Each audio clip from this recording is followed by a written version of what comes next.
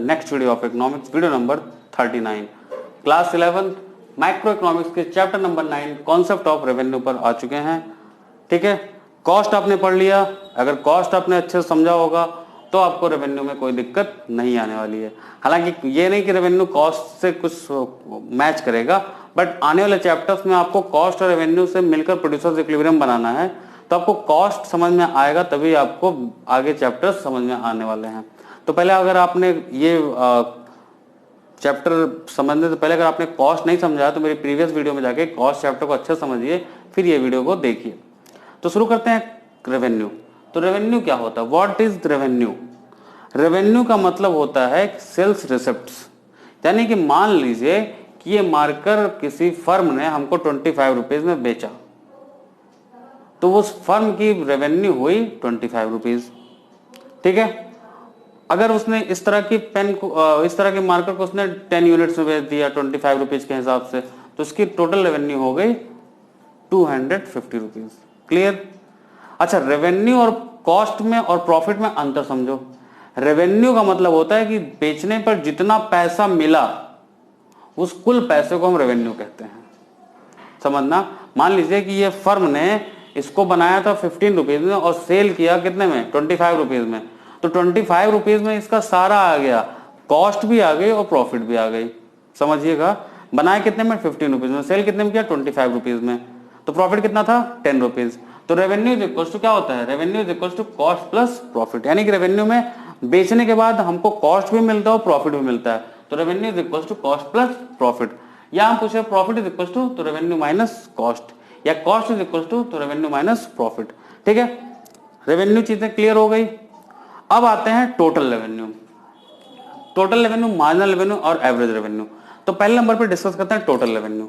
Total revenue का मतलब ये होता है कि किसी फर्म के पास कोई भी कमोडिटी है या कोई भी क्वांटिटी, कोई भी आउटपुट है, अगर उस मान लीजिए पी प्राइस पर वो क्यू क्वांटिटी बेच रहा है। ठीक है, प्राइस कितनी है? पी, और क्वांटिटी कितनी सेल कर रहा है? क्यू। तो उसकी टोटल रेवेन्यू कितनी हो गई? Total revenue equals to P into Q. Example समझो, किसी फर्म के पास मान लीजिए कुछ वो सेल कर रहा है, मान लीजिए फॉर एग्जांपल वो पेन सेल कर रहा है। पेन, एक पेन वो बेच रहा है 10 रुपीज का, और ऐसे वो 10 पेन सेल कर रहा है, तो उसकी टोटल रेवेन्यू कितनी हो गई? 100, बिकॉज प्राइस है 10 और क्वांटिटी है 10, तो P इंटू क्यू कितना हो जाएगा? 100 रुपीज। क्लियर? तो total revenue is equal to price into quantity, यानी कि P इंटू क्यू, या total revenue is equal to sum of MR। अब मार्जिनल रेवेन्यू का तो हम आपसे बाद में डिस्कस करेंगे, अभी आप फॉर्मूला समझ लो कि total revenue is equal to sum of marginal revenue, या एक फॉर्मूला और होता है total revenue is equal to average revenue into Q. ये भी अभी आपने एवरेज रेवेन्यू में नहीं पढ़ा है, तो अभी ये दोनों फॉर्मूले मैं आपसे थोड़ा वीडियो के थोड़ी बाद में डिस्कस करूंगा। अब आते हैं मार्जिनल रेवेन्यू। मार्जिनल रेवेन्यू का क्या मतलब होता है? मार्जिनल रेवेन्यू का मतलब ये होता है कि किसी भी फर्म को अगली यूनिट सेल करने पर, यानी एडिशनल यूनिट सेल करने पर जितना पैसा मिलता है उसी को हम कहते हैं मार्जिनल रेवेन्यू। मान लीजिए कि एक फर्म था, उसने 0 यूनिट इस मार्कर की बेची। ठीक है, तो उसके पास कितना पैसा आया था? 0। अब उसने 1 यूनिट बेची, उसके पास आ गया 25 रुपीज। तो अगर हम कहें टोटल रेवेन्यू कितनी है, तो कहोगे 25, और हम पूछे इस पर्टिकुलर यूनिट को बेचने पे कितना आया, तो क्या बोलोगे? 25। ऐसे ही मान लो फर्म ने दूसरी यूनिट सेल कर दी, दूसरा मार्कर बेच दिया, फिर उसने कितने बेचा होगा? 25 में, तो उसकी टोटल रेवेन्यू कितनी हो गई? 50। लेकिन सेकंड वाले से कितना पैसा मिला? तो मिला तो 25 रुपए ना। तो मार्जिनल रेवेन्यू क्या हो गई? मार्जिनल रेवेन्यू हो गई एडिशनल यूनिट को सेल करने पर जो पैसा आया उसी को हम कहेंगे मार्जिनल रेवेन्यू। यानी कि marginal revenue is equal to TRN minus TRN minus 1, यानी कि अगर हम मान लो जितनी यूनिट हमने सेल किया था उस टोटल रेवेन्यू में से अगर हम पिछली टोटल रेवेन्यू को माइनस कर दें तो हमारा इस यूनिट में कितना रेवेन्यू जनरेट हुआ ये पता चल जाएगा। इसे हम कहते हैं मार्जिनल रेवेन्यू। या समझ लो change in TR upon change in Q, यानी कि मान लो कि हमने 1 यूनिट बेचा था तो हमारे पास 25 रुपीज था, हमने 2 यूनिट बेचा, हमारे पास 50 रुपीज आ गया। तो चेंज इन TR कितना हुआ? 25 रुपीज। चेंज इन क्वांटिटी कितनी हुई? 1 हुई, तो 25 अपॉन 1 25। एक एग्जांपल और लो, मान लीजिए कि हमने 2 यूनिट कोई चीज बेची थी, फॉर एग्जांपल कोई बुक थी, 2 यूनिट बेची थी तो हमारे पास 500 रुपीज था। हमने 3 यूनिट बेच दी, अब हमारे पास 800 रुपये आया, तो थर्ड यूनिट बेचने से मार्जिनल रेवेन्यू कितनी आई 300, क्योंकि 2 यूनिट बेचने पर 500 आ रहा था और थर्ड यूनिट बेचने पर 800 आ गया, तो थर्ड यूनिट कितने में बिका होगा, वो था आपका 300 में, that is marginal revenue. Clear? तो marginal revenue equal to change in TR upon change in Q, या marginal revenue equal to TRN minus TRN minus 1। अब आता है एवरेज रेवेन्यू। तो एवरेज रेवेन्यू का मतलब रेवेन्यू पर यूनिट, ठीक है, क्या कहेंगे, revenue per unit of output. यानी कि मान लो एक पेन बेचे तो 10 रुपीज आया, 2 पेन बेचे 20 रुपीज आया, तो पर पेन कितना आया, तो पर पेन हमारा आया 10 रुपीज। क्लियर?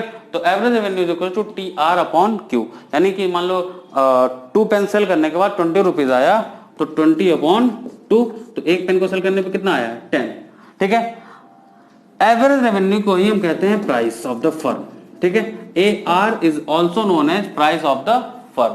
क्यों? क्योंकि A R is equal to क्या लिखा है, टी आर अपॉन क्यू। अगर टी आर हमने क्या लिखा था, T R is equal to P into Q, तो ये क्या हो जाएगा, A R is equal to T R upon Q.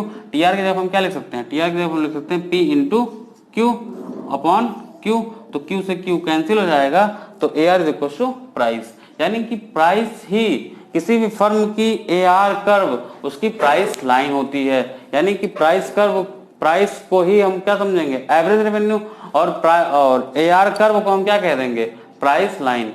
Clear? अब आइए एक हमने टेबल लिया, उस टेबल के थ्रू हम total revenue, average revenue, marginal revenue समझते हैं। मान लीजिए कोई एक फर्म है, ठीक है, उसने क्या किया, जब 0 यूनिट सेल किया होगा 10 रुपीज में, ठीक है, तो उसकी टोटल रेवेन्यू कितनी रही होगी। अगर मान लो कोई फर्म 0 यूनिट सेल करे, प्राइस चाहे जितनी हो, ए आर मतलब प्राइस, ए आर को हमने क्या बोल दिया, ए आर को हम प्राइस बोलते हैं। तो मान लीजिए कि कोई भी फर्म 10 रुपीज में 0 यूनिट बेचे, तो उसकी टोटल रेवेन्यू कितनी होगी, 0, ठीक है। एवरेज रेवेन्यू हमने कांस्टेंट मान लिया है, ठीक, एवरेज रेवेन्यू को हमने क्या मान लिया है, कांस्टेंट, वो बदल नहीं रहा है, ठीक है। तो पहली यूनिट जब बेचा फर्म ने, तो A R, T R is equal to A R into Q, T R is equal to A R into Q, तो 10 into 1 10, 10 into 2 20, 10 into 3 30, 10 into 4 40 and 10 into 5 50। इस तरीके से हमारा क्या निकल गया, टोटल रेवेन्यू। अब आइए समझते हैं एम आर। एम आर क्या होता है, एम आर होता है अगली यूनिट को सेल करने से जो पैसा आया। तो जब 0 यूनिट सेल हो रही थी तो फर्म के पास कितना पैसा था, 0। तो जब फर्स्ट यूनिट सेल हुई तो फर्म का टोटल रेवेन्यू कितना हो गया, 10। तो इस पहली यूनिट को बेचने पर फर्म को कितना पैसा मिला, 10। क्लियर? फिर जब फर्म ने 2 यूनिट सेल कर दी तो उसका टोटल रेवेन्यू हो गया 20, और पहली यूनिट जब सेल की थी तो कितना टोटल रेवेन्यू था, 10। तो इस सेकंड यूनिट से कितना मार्जिनल रेवेन्यू आया, 10, ठीक। थर्ड जब उसने सेल किया तो उसकी टोटल रेवेन्यू हो गई 30, और जब सेकंड सेल किया था तो टोटल रेवेन्यू कितनी थी, 20। तो इस थर्ड से कितना पैसा आया, दैट इज 10 रुपीज। अगेन जब फोर्थ यूनिट सेल की गई तो टोटल रेवेन्यू हो गई 40, और जब थर्ड यूनिट सेल की गई थी तो टोटल रेवेन्यू थी 30। तो इस फोर्थ से कितना पैसा आया, 10 रुपीज।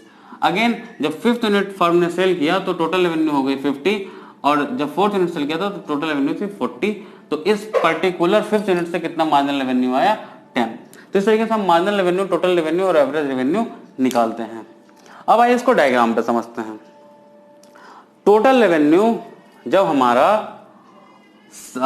टोटल रेवेन्यू हमारा किस रेट से बढ़ रहा है, 10, 20, 30, 40, 50, कांस्टेंट रेट से जा रहा है। और कैसा, ऊपर जा रहा है, यानी कि घट नहीं रहा, बार बार क्वांटिटी बढ़ने के साथ बढ़ रहा है। यानी कि टीआर और क्यू में कैसा रिलेशन है, पॉजिटिव। जैसे जैसे क्वांटिटी हमारा बढ़ रहा है वैसे वैसे हमारा टोटल रेवेन्यू बढ़ता जा रहा है। तो यानी कि सिंपल सी बात है, अगर पॉजिटिव रिलेशन है तो अपवर्ड शूट करेगा, और कांस्टेंट बढ़ रहा है तो ये टोटल रेवेन्यू कैसा जाएगा, कांस्टेंट रेट से बढ़ रहा है। तो TR is upward sloping at constant rate, ठीक है। TR shooting from the origin, ठीक है। कहां से शूट हो रहा है, ओरिजिन से, क्योंकि जब 0 आउटपुट सेल होगा तो टोटल रेवेन्यू 0 होगी। देख सकते हैं जब टोटल आउटपुट, टोटल क्वांटिटी 0 तो टोटल रेवेन्यू 0 है, तो हम इसको ओरिजिन से शूट करेंगे। कांस्टेंट रेट में बढ़ रहा है इसलिए हम इसको स्ट्रेट लाइन बनाएंगे। क्लियर? अब आते हैं ए आर और एम आर कर्व पे। तो देखो ए आर और एम आर कांस्टेंट है, लेकिन ये कब कांस्टेंट होते हैं, जब ए आर कांस्टेंट होता है तो एम आर भी कांस्टेंट होता है। अभी हम आपको अगले वीडियो में समझाएंगे कि ए आर जब कांस्टेंट नहीं होगा तो एम आर दूसरी तरीके से रिएक्ट करेगा, वो आगे वीडियो में डिस्कस करेंगे। फिलहाल अभी आपको जो समझना है कि ए आर जब कांस्टेंट होता है तो एम आर भी कांस्टेंट होता है, ठीक है। तो समझिएगा, ए आर और एम आर एक सिंगल लाइन से हम दिखा देंगे। क्यों? क्योंकि ए आर जितना है उतना ही एम आर है। तो एक इसमें देखिए डायग्राम पे ए आर और एम आर सिंगल लाइन से दिखाया जाएगा। क्लियर? अब ए आर, अब ने पढ़ा क्या था कि T R is equals to A R into Q. इसको डायग्राम पे समझो। हमने मान लिया कि ओपी प्राइस है और ओएल क्वांटिटी है। तो अब देखो क्वांटिटी कितनी है, क्यू कितनी है, क्यू को हमने किससे डिनोट किया, ओएल से, ठीक है। और प्राइस को किससे डिनोट किया, प्राइस को हमने डिनोट किया ओपी से। तो अगर हम इसमें ए आर इंटू क्यू की जगह पे रखें तो हमारा ए आर मतलब प्राइस, ठीक है, ए आर का मतलब प्राइस। तो प्राइस की जगह हम क्या रख सकते हैं, ओपी, ओपी, और क्वांटिटी की जगह पे क्या रख सकते हैं, ओएल। तो अगर ओपी और ओएल को अगर हम टोटल मान लें तो ये हमारा है टोटल रेवेन्यू एरिया, ठीक है। इस तरीके से हम निकालेंगे geographical representation of total revenue, ठीक है। तो ये वीडियो मैं यहीं पे ओवर करना चाह रहा हूँ क्योंकि आगे के वीडियोस में हमें काफ़ी चीज़ें डिस्कस करनी है। तो हम पहले वीडियो में ही आपको बहुत ज़्यादा परेशान नहीं करने वाले हैं। तो ये होता है, आपको मैंने डिस्कस कर दिया। हाँ, एक चीज़ मुझसे रह गई, मैं बता दूं कि T R equal to sum of M R भी होता है। क्योंकि आपको ये फॉर्मूला मैंने बताया तो इसी से ये निकल के आता है।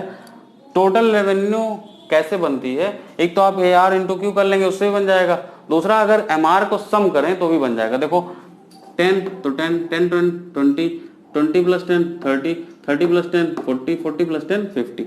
तो एक ये भी फॉर्मूला मिलेगा कि T R is equal to sum of M R, ठीक है। तो इस वीडियो में मैंने आपको टी आर, एम आर और ए आर के फॉर्मूले बता दिए, उनके बेसिक कर्व बता दिया। आगे के वीडियोस में कुछ चीजें चेंज होंगी, ठीक है। ऐसा ही सब कुछ चैप्टर नहीं चलने वाला है। तो इस वीडियो को अच्छे से देखिए, ठीक है। आगे की वीडियोस में दूसरी चीजें आपको बताई जाएंगी। तो इस वीडियो को पहले तो आप देख के समझ लीजिए, तभी आपको अगले वीडियो समझ में आने वाली हैं, ठीक है।